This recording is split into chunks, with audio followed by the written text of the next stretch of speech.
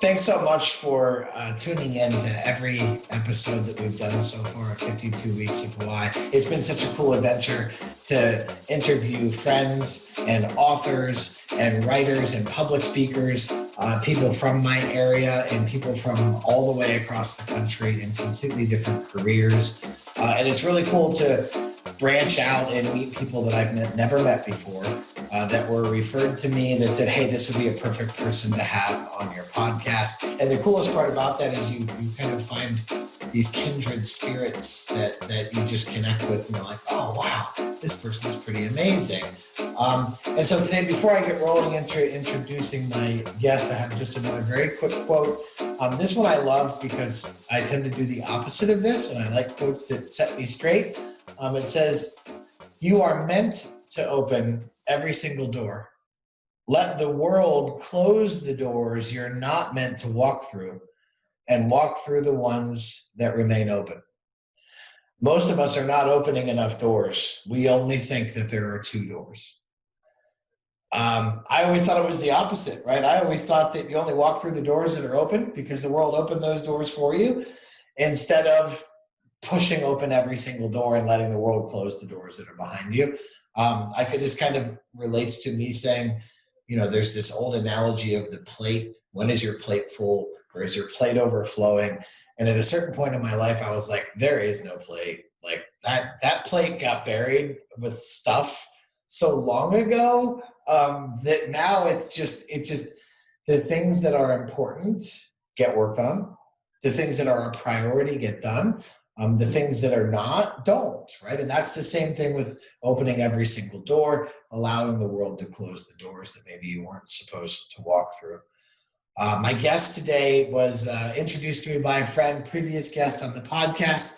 Becky, I don't want to destroy your last name. So tell me your first and last name so I don't make it wrong. It's Becky Bertuzzi. Becky Bertuzzi. Okay, I could have gotten that. All right, thank you. Okay. Everybody butchers it, except the Canadians, because there's a hockey player with my last name. So they look at my passport and then they look at me and they get real excited, and I have to go, no, I'm not related to the guy that almost killed a guy on ice, because that's what he's famous for. He sucker punched a dude, hit him so hard he passed out and fell like a ton of bricks on the ice.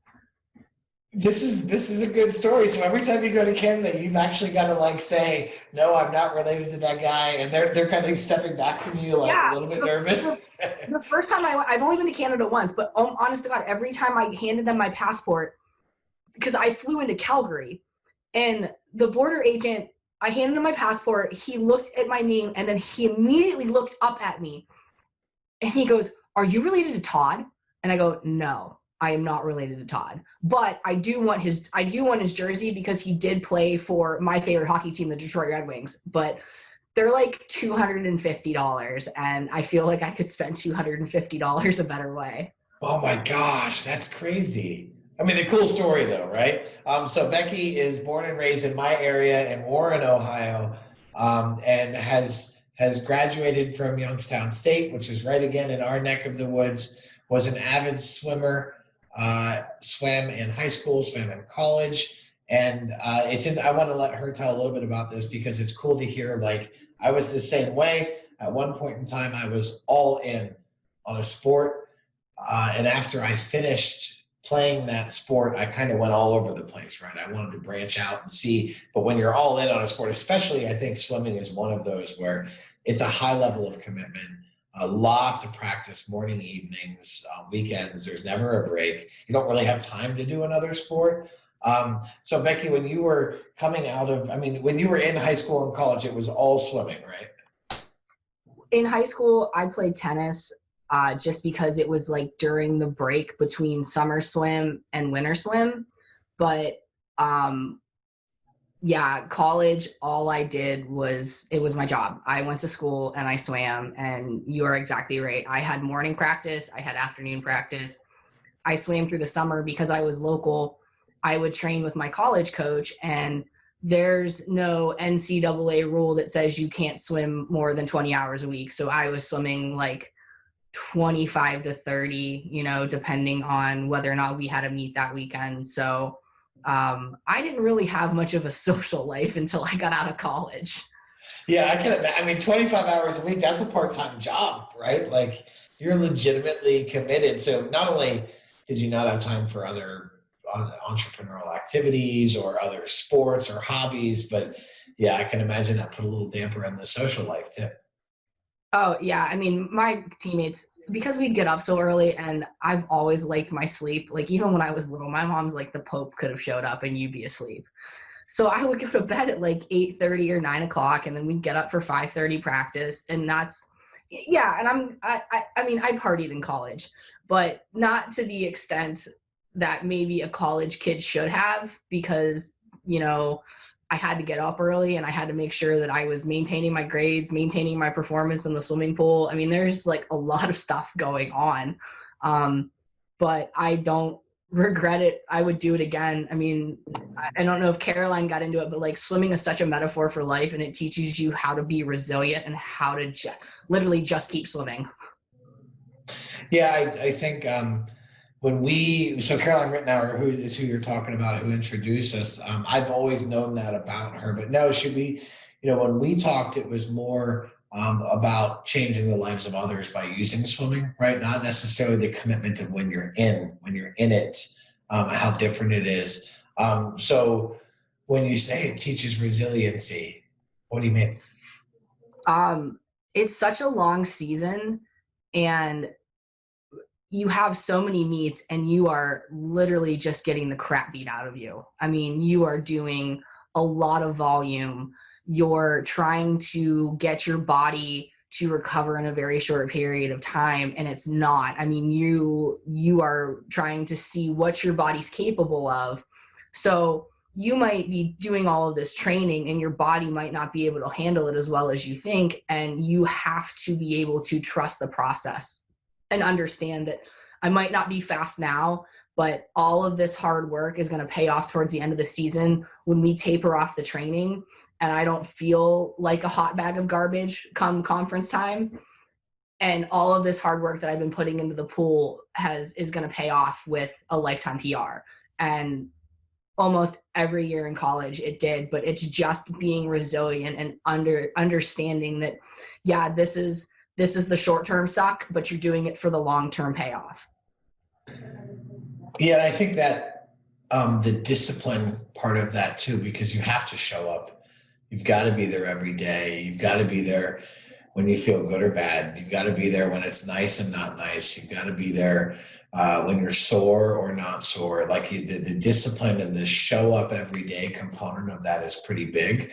And I think that that's part of the not just the end result, but also who you become while you're working on your way to get to that end result. And knowing it or not, right, the discipline and the dedication to that end goal is another huge component of that, right? Because if you didn't have that end goal, you wouldn't maybe have as much discipline to show up every day.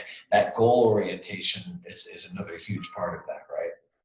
Yeah, for sure. And I mean, at the beginning of every season, we would set goals, and it's just, understanding what the big picture was. Yes, it's 5:30 in the morning and it's 5 degrees outside and there's 2 feet of snow on the ground, but you can bet my ass will be in that swimming pool. And, there were days where I didn't want to swim. Everybody has that. You have days where you don't want to do something, but you get in and you do it. Yeah, so I'm coming out of that now, finished college, got employed in your big kid job, as you say, while still maintaining kind of your side hustle or your hobby on the side.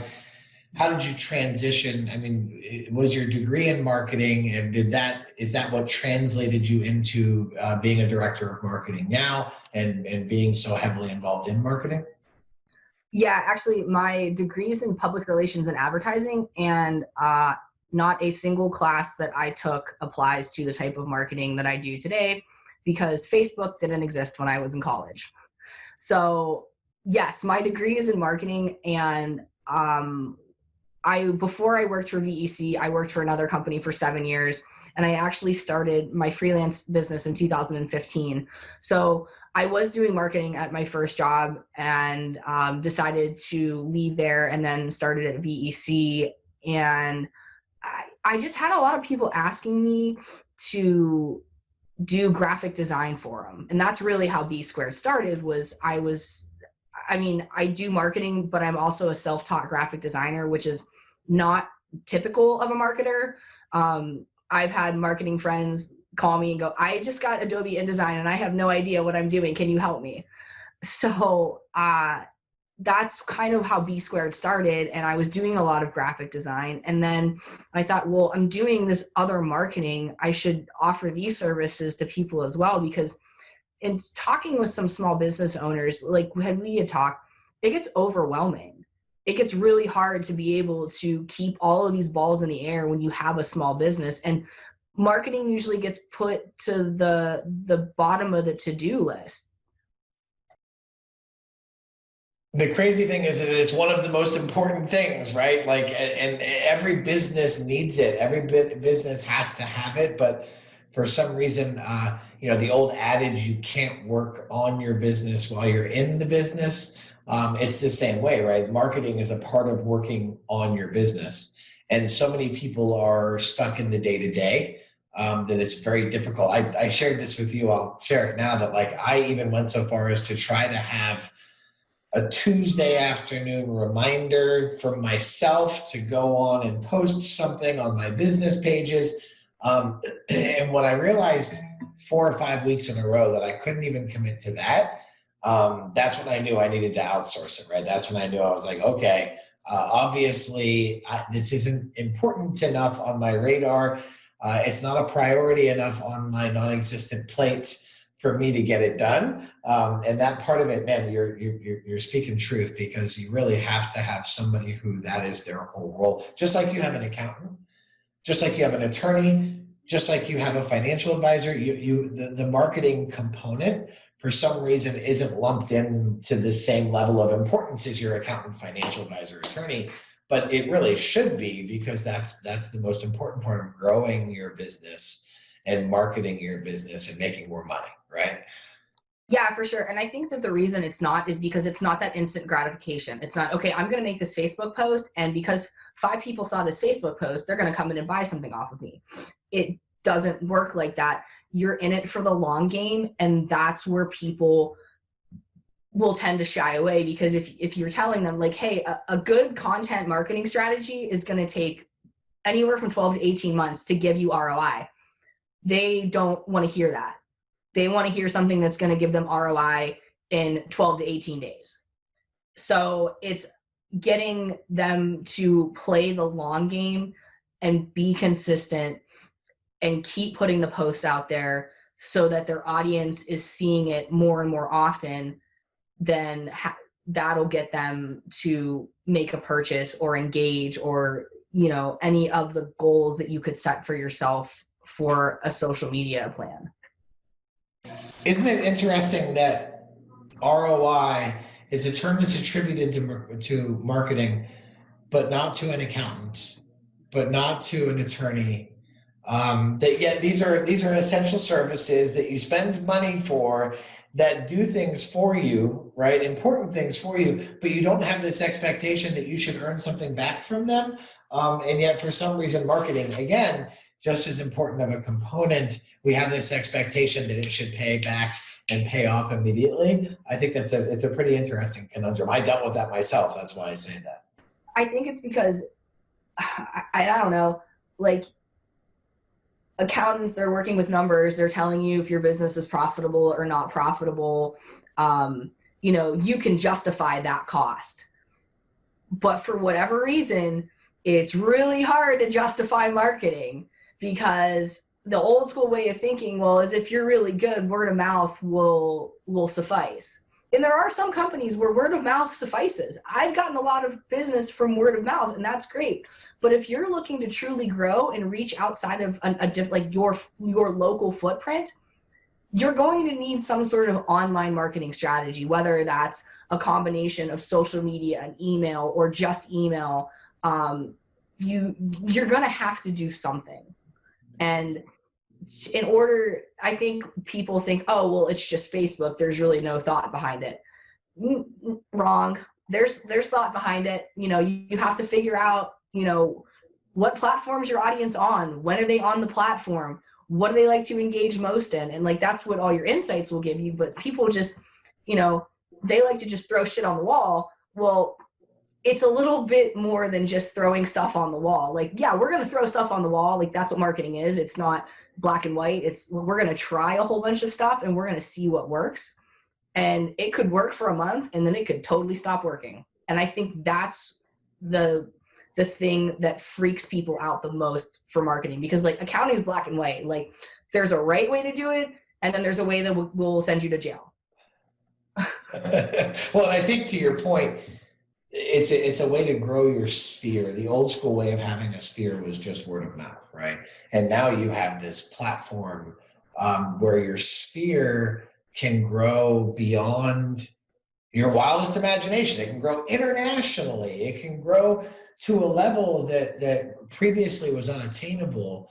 And it's all based around this idea that you have to have a presence, right? You have to have a presence. In the absence of a presence online, you don't exist. And I say this to everyone, like if somebody looks you up, I don't know about you, but if somebody tries to sell me anything or calls me to do anything, the first thing I'm doing is looking them up, right? I'm Googling their name. And if they don't exist, it's interesting how right away, psychologically, they've lost a lot of rapport and they've lost a lot of respect. But if I look them up and like page 1, page 2, page 3, Google responses are like this, and this about this person, all of that, they don't even need to really sell themselves to me at that point, because there's so much quantifiable information about them out there, because they've got hundreds or thousands of reviews. This is kind of what we do with Amazon when we're shopping, right? We look up another product, maybe on Target or Walmart or another website, but inevitably we always end up going to Amazon just to look up the product and read the reviews, even if you're not buying it there. It's the same principle. I think we do that with people just like we do it with products. And Google is our Amazon for people, right? We look them up, we figure out what people are saying about them, and we make a determination about them without maybe even necessarily having met them or had a conversation with them based on that online feedback. And without a marketing campaign, without a marketing person, without dedicating time to this, you would be the wonderful product on Amazon that has no reviews, up against a product that may not be as good as yours that has 25,000 4-star reviews, right? And it's just that difference has to do with how well the product, how well you are marketed online. Man, I could go down this rabbit hole all day, but I want to be respectful of your time. So interestingly, when we talked about the why, you said that you hadn't ever been in a position where you had to articulate it before. So that's interesting to me. So leading up to knowing that we had this on the calendar and knowing that this conversation was taking place, kind of take me down the mental road that you went down, preparing. And then if you want to go right into the why, go for it. But I love hearing how the mental preparation takes place. Okay, because the last 2 weeks have been absolutely crazy. I'm gonna I'll level with you and tell you like the 5 minutes before I got on this call, that's when I was looking at the email that you sent me about, what is my why? And as I was telling you before we started recording, I love to have fun. I'm 35, but I have like the mentality of a 15-year-old boy. Like, I just like having fun. I like having a good time, and I like to create. I know for a fact that I could do nothing else on this world except be a marketer and be a creator, because frankly, I'm terrible at everything else. So I like to help people be creative who aren't creative. So they might have an idea and they might not have the skill set to lay it out or to articulate that. So I've basically taken, somebody's baby and, created it and formed it for them based off of, what their ideas are that they just might not have the skill set to execute. I've always enjoyed doing that. As I told you before, like I've I've loved art. I've loved to draw. I am the most right brain person that I know. I can't do simple math. Like I can't figure out, my boyfriend just taught me how to do the check percentage for tips, because I always pull out my phone and just use my calculator, because I literally can't do simple math. And it blows my father's mind, because he is the exact opposite of me. And he's done, like, he can do crazy math and trigonometry because that's what he did for a living. He was a tool and die maker. So he looks at me like, he's like, what? You are not my daughter. I'm like, Dad, I don't know how to add this. Can you just help me here? So I've just always had, I want to show other people how passionate I am about what I do. And I hope that when I meet with people that they see that, and I don't ever want to come across as like serious or straight-laced, because I'm really not. I can be a little bit intense. Like if you ever see me at a swim, like if you've ever seen me at a swim meet, or like doing something where there's some sort of athleticism involved, I can be a little bit intense and just a skosh competitive. But it's translated into like doing the best that I can do all of the time. So I'm that person, right, that is absolutely great at saying what my vision is, but I lack all components of execution. And so like it's my wife, who I married, is the executor. Like I come and I have all these great ideas, and I'm like, these are all great, but I don't know how they're ever going to get done. And so literally, like, to have that person, if you're not me and didn't marry that person, you've kind of got to have that person in your life that you're able to throw these ideas at for how you want to grow your business, grow your brand, grow what you're doing, and allow them to just take all that information in and say, okay, here's the plan for how we're going to execute that and how we're going to put this into place. And that's it's an extremely valuable skill set. Just like you would say on the flip side of that, knowing how to do math is an extremely valuable skill set. But it's so cool that everybody has their own zone that they go into, right? And the of course the competitive nature is in there from swimming. Man, from when I swam, it's one of the most competitive on an individual basis sports there is. Then again, if you're doing relays, it gets even more competitive. So now when you talk about your why and bringing your energy and your passion and your fun to what you do every day, and helping people create their dreams, take their dreams and put them into action, is that something that, like, do you wake up in the morning? Is this a morning routine where you're like, hey, today it's go time, this is what I'm going to do? Or is it something that you engage with, kind of like, I'll use swimming as an analogy, right? Like, you're going to go and you're going to swim, and it's time to go swim laps. But there's not a whole lot of like mental, physical preparation you can do until you're on the block and getting ready to jump in. So like, is this something that you wake up every morning and you've got a routine, and I'm going to make sure that today I bring everything I got and I execute helping people with their dreams? Or is it something that you engage with specifically in the moment when you're helping people? So it's a little bit of both.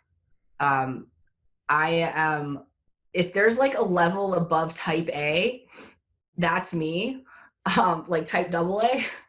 So yes, I like to have fun and I like to be creative, and I can, like adjust on a dime, but like I'm also a little bit regimented too. So I'm a huge fan of to-do lists.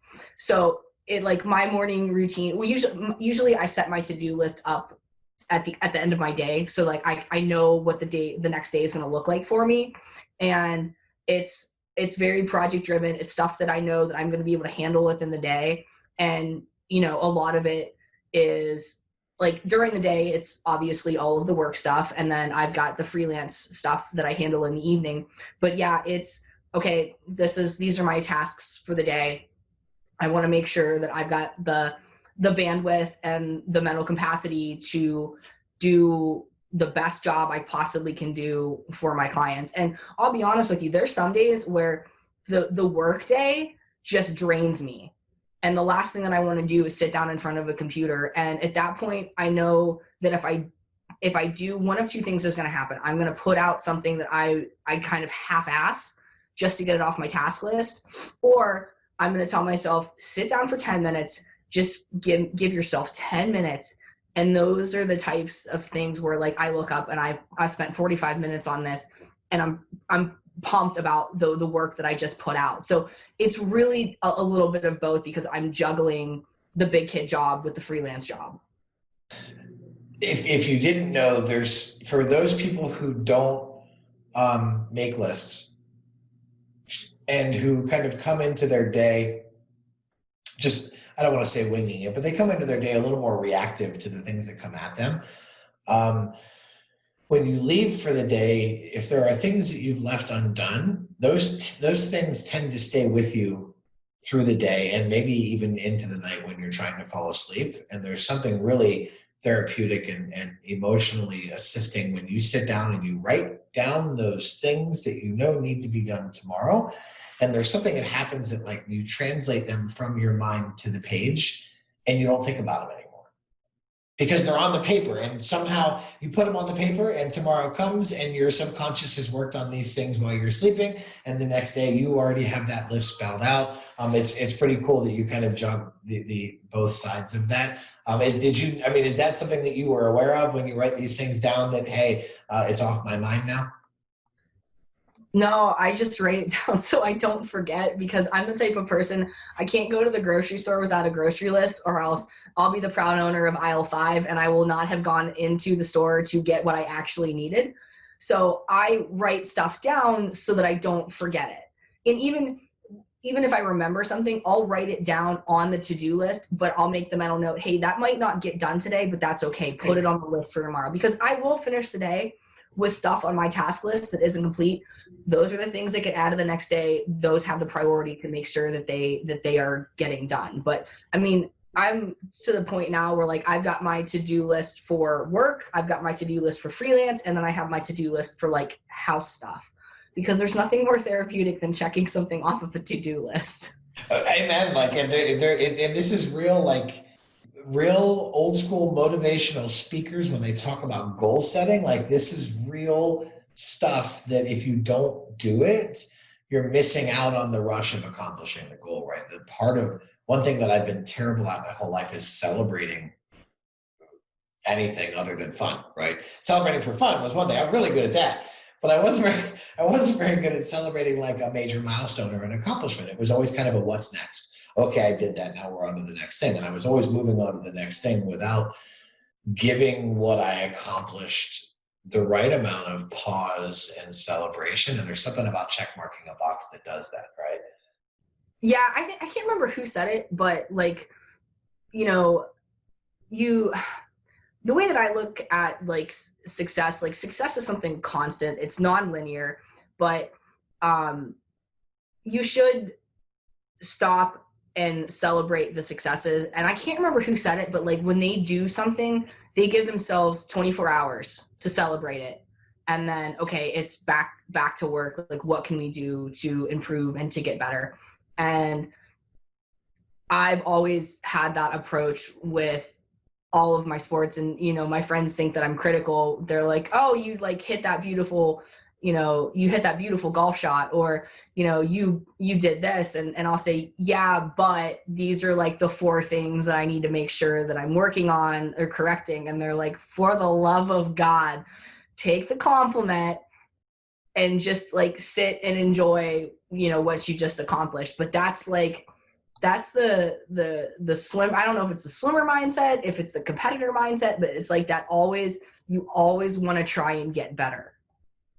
Yeah, I think it's all of the above, right? It's a personality trait. It's a competitive mindset. It's a what's next kind of person. I think that it's just, some people have that and some don't, right? It's the way it is now. So okay, I like you may be the first person that's kind of said yes. It's sort of part of a morning routine or an evening routine even, and that but it's, you still have it when you're in the moment, and that still becomes that surge of energy where you bring everything that you've got. If we look back like to when you were first coming out of high school and going into college, obviously at that point, it was much more oriented around school. Do you think if we look back on that, some of the things that you're doing now that demonstrate your why were present back then, or is this something that really started developing in your adult life? I think it's probably developed more in my adult life, maybe within like the last 7 or 8 years. Because it's funny, you go into college and you think that you really, know yourself, and yeah, your core values are there, what you stand for are there, but just how you view the world, I think, has definitely changed for me. Like I love to read. I've always loved to read. And, in the last 7 or 8 years, I've gotten into Brené Brown. I've gotten into Mark Manson. And like, I'm learning to be able to discern like what's important to me and what's not. And the stuff that's not important to me, I just sort of, mute out. I don't really, care, where I wish that 95% of the population could learn how to do that, because social media would probably be a lot friendlier place. But I think that how I've developed into that is it's been more of my adult life, because the thing was if anybody talked about me in high school and college, it was, here's Becky, she's a swimmer. It was like, that was my identity. And I always thought that my worth was tied to my athletic performance. It was just something, that you see like these athletes and they're being praised for how good they're doing at this sport. Well, that's all well and good. But if you're at the end of the day, if you're a shitty human being, it doesn't matter how fast you can swim or how well you can snowboard or how far you can hit a golf ball. So I really, in the last 7 or 8 years, made sure that, at the end of the day, am I being a good human? Okay, I'm being a good human. Who cares if I completely fell on my face when I went out and golfed? I try to, it's hard for me to take that competitor mindset out of hobbies that I enjoy now, but I've noticed a change, and I'm not, and if you talk to my mom, because she like does not understand why I get so upset when I don't do well. She's like a very laid back lady, and I love her to death, but she doesn't get why I get so upset, because I'm exactly like my dad. Like, if you want to understand where my competitiveness and intensity came from, sit down with my dad. You'll completely understand. So within the last 7 or 8 years, I've tried to pull that and go from Becky, the good human, the person that helps, will do whatever you need her to do, instead of, oh, this is Becky and she's a really good snowboarder, or whatever.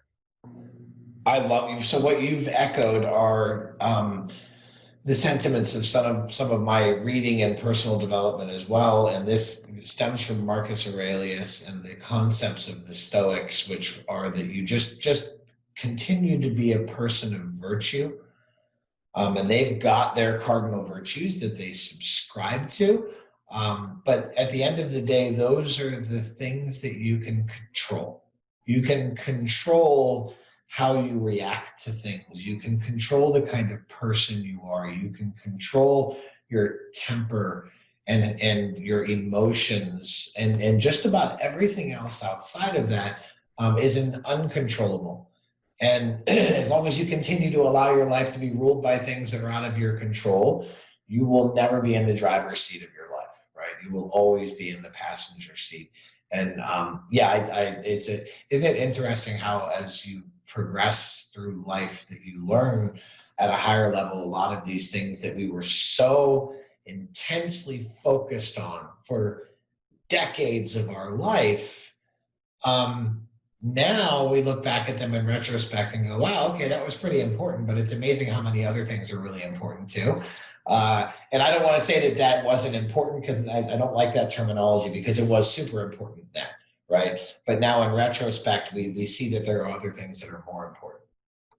Yeah, I think like at that period in my life, like that laser focus, it served me well, but it was no longer serving me. So I needed to adjust how I looked at things. And I read the book by Mark Manson, The Subtle Art of Not Giving a F. I'm not going to say it, but basically, like the premise of that book is you should only give an F about the important things. And he does talk quite a bit about like what you can control, what you can't control. I actually follow Daily Stoic on Instagram, and that's I see a lot of the things that you just spoke about. But it's just like, yeah, I've really in the last 7 or 8 years just tried to focus on what I can control. And you know, as someone who's type A and wants to control everything, that's been really hard. Yeah, I'm the same way. I mean, I think maybe that's part of the lesson, right? Is learning, because we try to control everything to a point where in your adult life that becomes detrimental to your relationships, to your friendships, to a lot of things, because you're so overbearing in your desire to control things that it alienates people, right? And you learn that, and you're like, oh man, either A, I need to chill out, or B, I've got to figure out why these things keep happening, right? Why do I keep alienating people when I think that my laser focus is the right thing? A lot of people can't relate to that, right? And it does push you in the other direction. I know it's cool to hear, like, so like I said before we were recording, that there are people that I've interviewed who, like, this was their why when they were 7, right? And I think that, like, those people are absolutely amazing, and they set the bar so high. But at the same time, I had difficulty relating to that because I knew that I had gone through so many iterations of my why myself. Different seasons of life have created a different why. Being a parent created a different why for me than before having kids. I think these are all normal iterations of life, right? And it's cool to hear from someone who was so dedicated to sports, because that truly probably was your why every day. Your why was to wake up, I'm going to go swimming, I'm going to be a better swimmer. My laser focus, it was all about that. And it's amazing how many people flounder after that's taken away, after that's gone, when swimming is no longer the major focus. Any final thoughts before we wrap up? Well, it's funny that you said that. Like, and I did flounder for a little bit for like the 4-ish years after college. I was just like, what am I gonna do now? So, and thankfully, you know, I found the other hobbies and the other outlets to kind of help me. But yeah, I think I'm just in the season of my life now where I'm trying to be a better human being, and I'm trying to use my talents and creativity to help other people, because I feel that that's, you know, like I wrote down a quote the one day. I said, I am at my best when I'm creating. And I truly believe that. Like, I feel good. I feel engaged when I'm helping somebody create something. That's an amazing summary of everything that you said up to this point for a why. I think that your why is creating. I think that correlates really well with what you said leading up to this. And I think, yeah, I can relate totally to having laser focus on things, and floundering a little bit at a phase of life when that wasn't my major focus anymore, or focusing on that anymore became detrimental to life. Right now, all of a sudden, that it's not helping me progress in my life. Becky, thanks so much. It was really cool to meet you. It's really neat to hear your story, and thank you for sharing your why. I really appreciate it. Yeah, thank you. This was a ton of fun. I had a really good time. I'm sorry that my voice is a little gravelly.